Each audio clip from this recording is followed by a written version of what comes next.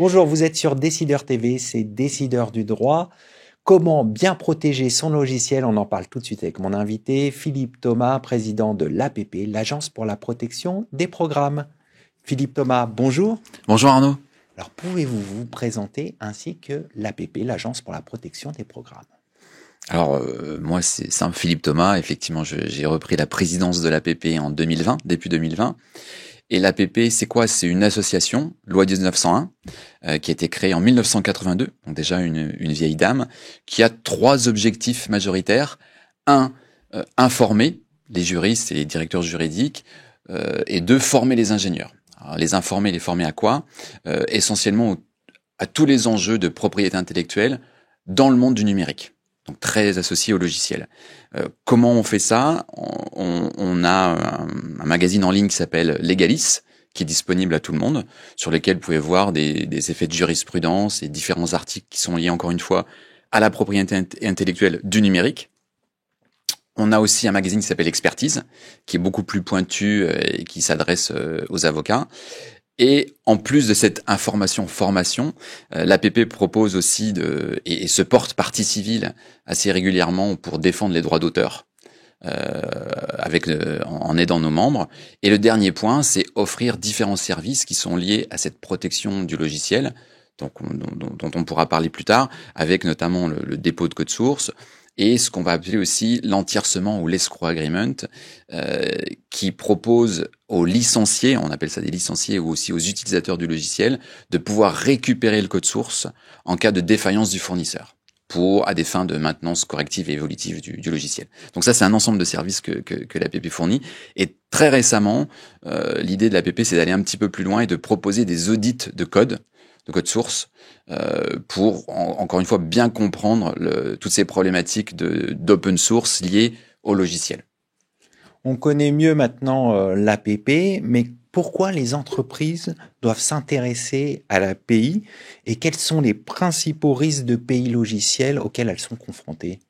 Alors, dans ce domaine, dans ce monde, dans cette industrie du numérique qui a une croissance exponentielle, ce qu'il faut savoir, c'est une étude de KPMG, c'est que 80% de la valeur de l'actif de ces sociétés-là provient de l'asset intangible. Et donc, quelque part, de cette propriété intellectuelle qui est définie par la construction du code et qui donne toute son importance et toute cette valeur à l'entreprise. Donc, pourquoi s'y intéresser?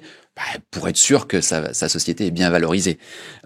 Dans la spécificité du logiciel lui-même, on va considérer, et on s'est rendu compte que le logiciel est difficilement brevetable. On a des cas en tête comme la bataille entre Apple et Samsung sur leur logiciel, qui finit en fait par faire tomber les brevets les uns après les autres.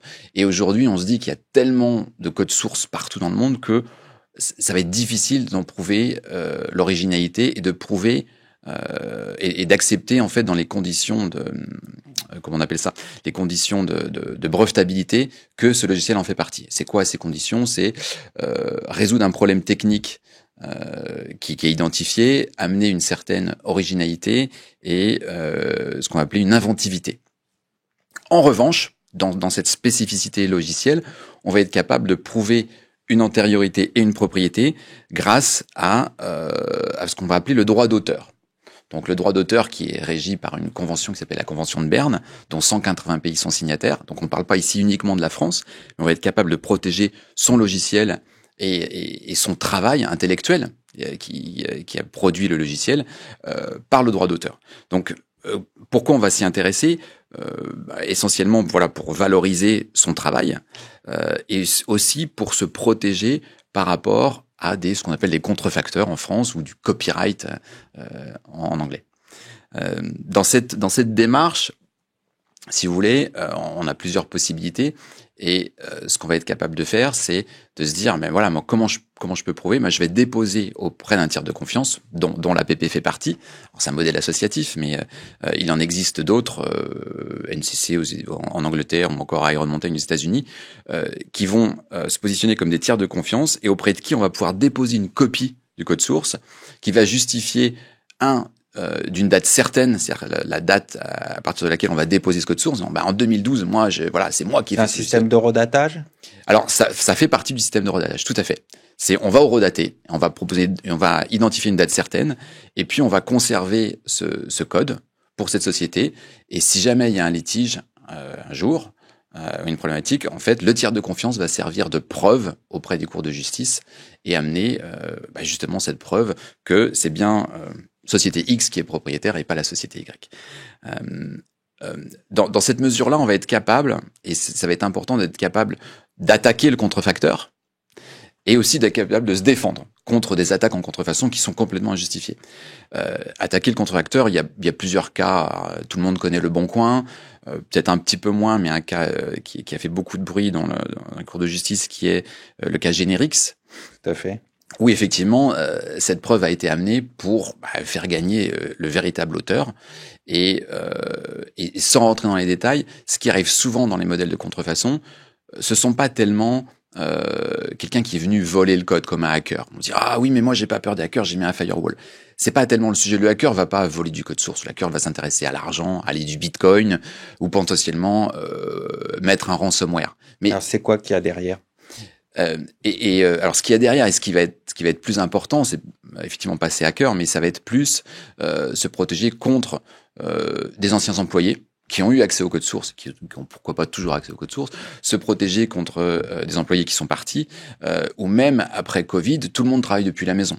Donc ça veut dire quoi? Ça veut dire que moi j'ai accès à ce code source, que je peux mettre sur ma clé USB, le réutiliser pour mon prochain employeur, pour moi-même monter une boîte. Donc c'est des risques potentiels. Tout ça, ce sont des risques, ouais. Après, et je parle d'un ancien employé, mais ça peut être le colocataire, la femme. Avec un remote office aujourd'hui, tout le monde a accès à ces codes.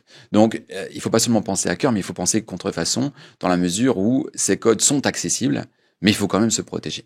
Et ce dépôt permet de prouver que c'est moi qui en suis propriétaire et pas celui qui l'utilise à des fins de business dans un autre pays, pourquoi pas un jour ou l'autre. On vient d'évoquer les risques. Quelles sont les bonnes pratiques pour justement bien se protéger en matière de propriété intellectuelle?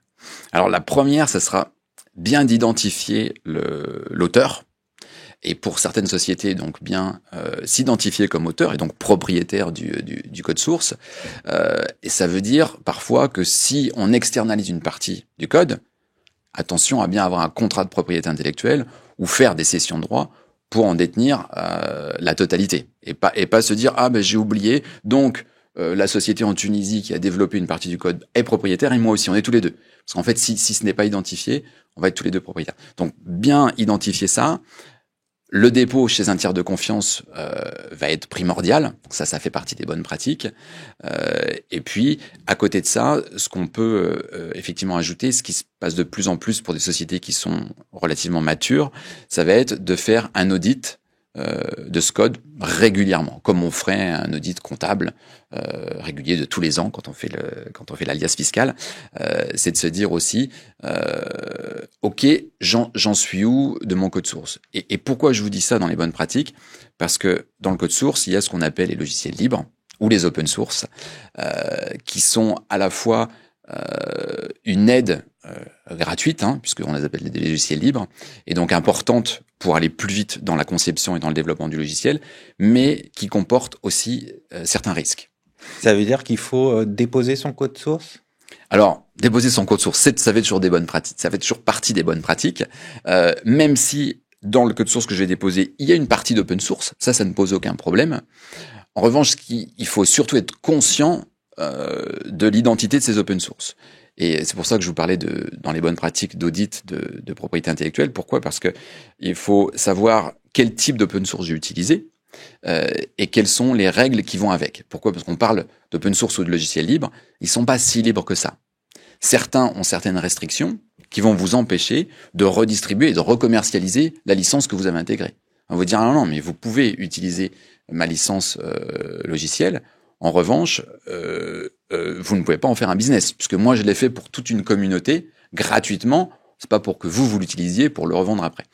Et ça, malheureusement, il y a encore nous, ce qu'on constate, c'est qu'il y a encore une communication difficile entre les juristes qui comprennent ces enjeux et les développeurs qui eux doivent aller vite et qui se disent je vais prendre une licence libre de logiciel parce que je vais pas réinventer la roue, elle existe déjà.